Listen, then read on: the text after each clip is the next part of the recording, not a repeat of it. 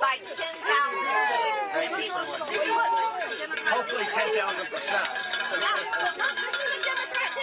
Where's the Democrats? Where are they? Okay, nowhere. Look, folks, if it took me going to prison, because remember, the reason I chose Danbury, I asked for Danbury for a very specific reason. Back in the only other person that's ever been sent to prison for a congressional subpoena, not going to a House subpoena, for contempt, held in contempt, was Rig Lardner Jr. Back in the 1940s, during the House Un-American Activity investigation, Columbia Studio fired him, because of his political beliefs. And then he was found guilty. They sent it to the DOJ. He was sent to prison. He was sent to this prison. That's why I requested Danbury, because there's no difference in his fight and in our fight. I'm a political prisoner of Nancy Pelosi. I'm a political prisoner of Merrick Garland. I'm a political prisoner of Joe Biden, the corrupt Biden establishment. It's Michael Popok, Legal AF. You can't teach old insurrectionists new tricks. And what I'm referring to is Steve Bannon, full-time insurrectionist, full-time podcaster, who's now reporting to prison in Danbury, Connecticut, because the Supreme Court has decided that everything he has said about being a political prisoner and being the result of an illegitimate Jan6 Committee and its subpoena powers is all wrong. And that's the little dirty little secret that the Jan6 insurrectionists and people like Steve Bannon won't admit, won't acknowledge, and lie about it to the cult followers of Donald Trump, that they are political prisoners, that the Jan6 Committee was illegitimate. Nothing could be further from the truth. In fact, the United States Supreme Court had an opportunity to step in and reverse the decision and it was a 3-0 decision of the D.C. Circuit Court of Appeals, in which they found, supporting the underlying decision by Judge Nichols, that there was no proper defense put on by Steve Bannon in refusing to comply with the 2 subpoenas of Congress, particularly the Jan6 Committee, for documents and for testimony. All he had to do was give the documents and give the testimony, and we would not even be talking about Steve Bannon, probably at all, let alone about him trying to martyr himself on the way into Danbury prison in the federal prison system. But because he refused, because he wanted to be in this position 2 years later, to tell his followers and those of Donald Trump that he's a political prisoner, right? That he's being crucified by the Biden administration and all of those religious overtones that go along with that. That's why we're here. That's why I got to talk about it on a hot take. This was all calculated. This was all planned, right? Just like Navarro, kicking and screaming, is serving 4 months in a Miami federal prison, who was visited by one Donald Trump. Steve Bannon too. And as soon as, and if Donald Trump somehow found himself restored to the White House, he's going to pardon Bannon for a second time. But everyone needs to remember there are thousands of people going into jail. They're in prison. They're spending years in prison. Some of them did nothing wrong. They just walked in the Capitol and they walked out. And then there's Steve Bannon going to prison. Peter Navarro's is in prison right now. And then we still have Jack Smith and many more people to come with this 2-tier justice system. Congresswoman, Steve Bannon said over the weekend that over these next 4 months, he wants action. He wants people not to be quiet, to really get about the business of bringing our America back and doing the things that are going to make America not only great again, but also keeping America first. In your mind, how does that look? How does that action look? What should people be doing over the next 4 months, or just in general, but let's just use 4 months as a barometer while he's in prison? How does that look? Well, what that looks like is everyone needs to get on the ground, talk to your friends, talk to your family. We have to turn out the vote in November. That's what Steve Bannon wants us to do. He wants everyone to stay focused on victory in November. That's how we make all of this stop. That's how we return freedom to the American people. That's how we secure our southern border. That's how we end the foreign wars. And that's how we get America back on track for America first. That's what Steve wants everybody to do. That's going to be the greatest thing you do for Steve Bannon, and we thank everybody for staying focused on the trail. Congresswoman, thanks so much for being with us. As I've said before, if you like administrations that are filled with felons and people who have lost their bar license and who have been indicted for major crimes, you're going to love the Trump administration. Part 2. Steve Bannon continues, even as he's being dragged to prison, continues to call himself a political prisoner and try to undermine and attack the legitimacy of the Jan6 Committee. I want to talk about those two things next, but let's listen to a clip from Bannon. I'm a political prisoner. I feel great about it. It's got whatever. Look, I served my nation on that destroyer in my 20s and back at the Pentagon. I'm serving my country right now as a political prisoner in Danbury starting on Monday. It will not change this show. It will not change our impact. It won't change me. It will not suppress my voice. My voice will not be suppressed while I'm there. I'm a political prisoner of Nancy Pelosi and Merrick Garland. And if it took me going to prison to finally get the House to start to move, to start to delegitimize the illegitimate J6 committee, then hey, guess what? My going to prison is worth it. And no regrets about not cooperating with the subpoena from the January 6th. No regrets. First of all, I took the big technical case is taking your lawyer's advice. I took my lawyer's advice as everybody else in the country, if they had a high-powered lawyer, would do. So first off, technically, it was advice of counsel. But also, in addition, the illegitimacy of how it was structured and this concept of executive privilege, how it has to be worked out. Even though I'm in prison, I'm still going to go forward. We file en banc to the entire circuit on July 15th with an amicus brief from the Speaker of the House and the House of Representatives. I'll have an amicus brief, and then depending on what happens there, we're going to go to the Supreme Court. Okay, I have one. So no regrets. No regrets. No regrets. All right, that was him appearing on ABC News with John Carl, and two things I want to unpack there. One, this talking point, this palm card, this press release by everyone in the MAGA ecosystem of calling themselves political prisoners. Donald Trump calls himself a political prisoner on social media and at rallies and in debates. Just because you committed a crime and you're being prosecuted by the other party's Department of Justice because you got caught in the crime and the evidence supports the crime and the grand jury indicted you and the petit jury convicted you doesn't mean you're a political prisoner. A political prisoner, for those that know about this around the world, is when you, through a show trial or no trial and no habeas corpus and no due process, you are retained in a prison. Okay, and you never see the light of day because of your political views. You've been jailed indefinitely by your opponent, usually a dictator. That is not what happened here. That is an abuse and a misuse and a conflation of the term political prisoner. Once again, just because you committed crimes, and you committed those crimes during the administration of Donald Trump, but that you were investigated, indicted, convicted, and sentenced under the next administration doesn't mean you're a political prisoner. You don't get a free pass because the administration turned a page. You know, it's not like there's some doctrine that says, well, but if you committed all those crimes and we have a change in the presidency and he's of a different party, of course you can't be prosecuted, convicted, jailed, or sentenced because that would make you a political prisoner. No. So that's the political prisoner bullshit. And you hear this in the ecosystem because it's an echo chamber. They all do it and they all say it. And it's all coordinated through the Trump campaign and Donald Trump himself. Today's the week we're going to call ourselves political prisoners. I know, even the dog is upset about it. That's one. Two, the legitimacy of the Jan6 Committee has also been attacked because that's the next page in the playlist, the next page in the playbook by MAGA, which is including led by Donald Trump. Let's attack the legitimacy of the Jan6 Committee and undermine yet another pillar of our democracy.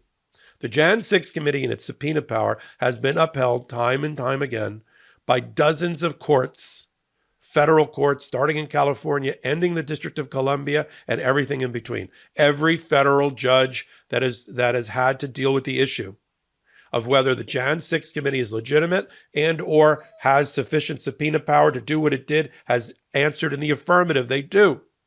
They've been validated time and time again, starting with Judge Carter in the Central District of California in the John Eastman matter, and ending with Judge Beryl Howell and others, including Judge Chutkin, in the DC election interference case in the District of Columbia. It's hot outside, and your nighttime bedroom temperature has a huge impact on your sleep quality.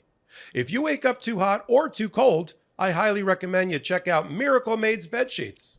Using silver-infused fabrics inspired by NASA, Miracle Made sheets are thermoregulating and designed to keep you at the perfect temperature all night long, no matter the weather.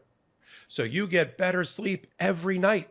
These sheets are infused with silver that prevent up to 99.7% of bacterial growth, leaving them to stay cleaner and fresh 3 times longer than other sheets. No more gross odors.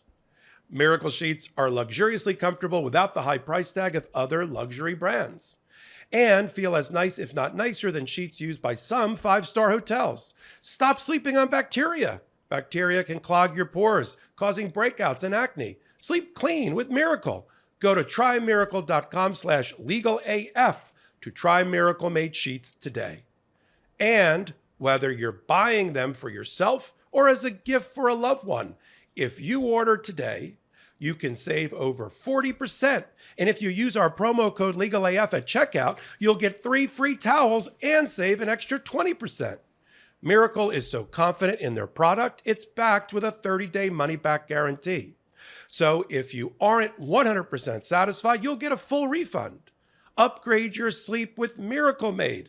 Go to trymiracle.com/legalaf and use the code LegalAF to claim your free 3-piece towel set and save over 40% off. Again, that's trymiracle.com/legalaf to treat yourself. Thank you, Miracle Made, for sponsoring this episode. Plus, the Supreme Court, by ultimately the DC Court of Appeals first, in ruling against Bannon's appeal, validated the legitimacy of the Jan6 Committee, as did the United States Supreme Court just last week in denying Steve Bannon a stay of his sentence pending any appeal that they're not even interested in.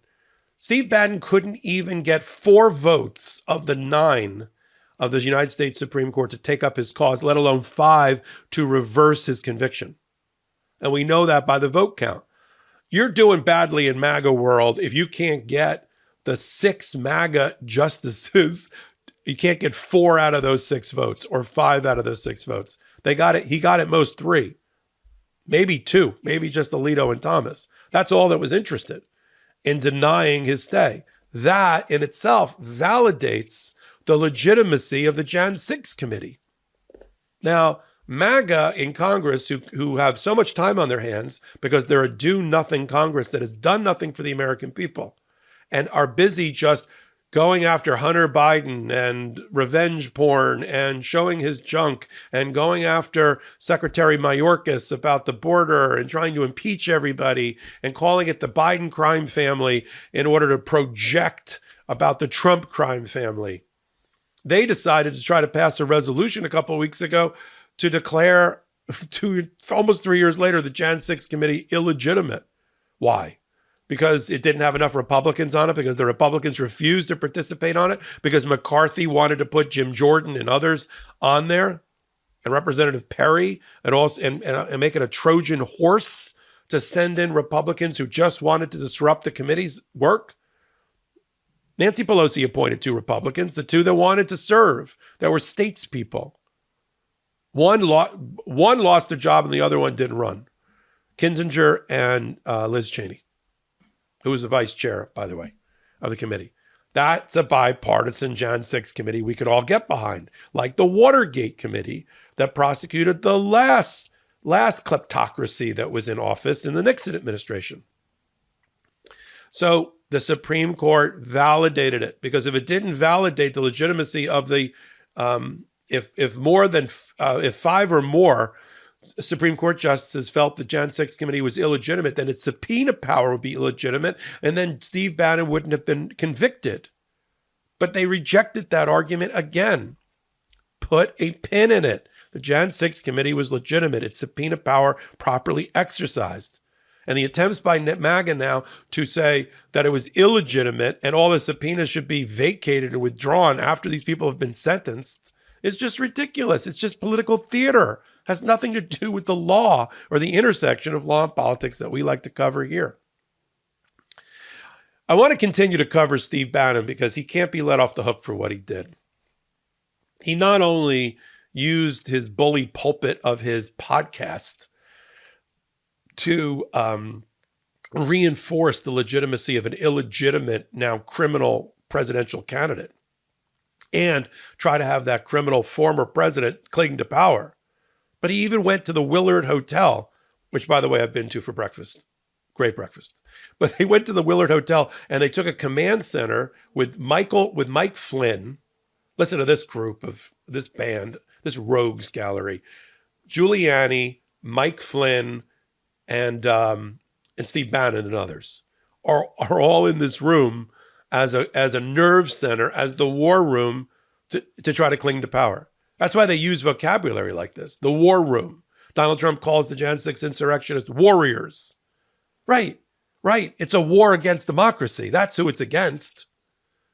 Right? They're not political prisoners. As I've said in a prior hot take, all of the Jan6 insurrectionists who were led by this dog whistle, siren blast by Donald Trump to come to Washington on Jan 6th, it's going to be wild. They thought that they were going to be given a free pass, a key to the city, immunity from prosecution because Donald Trump was going to be put back in office by their acts. That's why they recorded everything. That's why they wore GoPros. That's why they put everything and uploaded it to social media in real time, which has also been known as the evidence against them in the prosecution. They should have just written at the bottom, as a trial lawyer, I'll tell you, I would have appreciated if they saved the prosecutors a little bit of time and just listed Exhibit A, B, C, D, Exhibit 1, 2, 3 at the bottom of their evidence that they created. But why did they create it? Think about the psychosis here, the psychology here. It's because they thought that their guy was going to get back into office and he was going to give them a pardon. Why? How do we know that was going to happen? Because Donald Trump said it out loud and it continues to say it out loud.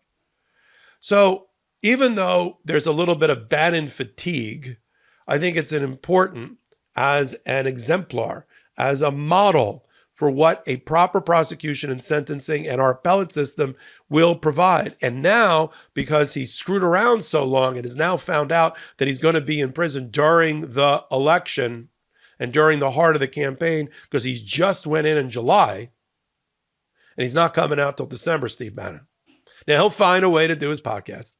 I'm sure he'll record something, give it to his lawyer. The lawyer will give it to his producer, and we'll hear like weekly from Steve Bannon. That's also part of the goal here, this self-manufactured AstroTurf crucifixion that he wants to talk about. So when he comes out, he's got his bona fides. He went twice. I mean, this guy, if Trump gets back in, Steve Bannon's going to be like Secretary of State. I mean, in that world, he's got 2 Purple Hearts and a Congressional Medal of Honor. He's committed crimes for Donald Trump and himself a number of times and has gotten pardoned or commuted sentences and went to prison once for Donald Trump. In organized crime, that is a bona fide. You come out, I saw The Sopranos. You came out of prison after 1 year, 2 year, 5 years, 10 years of not ratting out the capo regime, ratting out your godfather, your head. You get benefited. You get a pension for life. You get your family taken care of. You get your old job back to earn.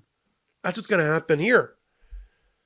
Sometimes people, when I was back, the best way to put this is that both The Godfather and Sopranos give you everything you need to know in business, in life, and now in politics.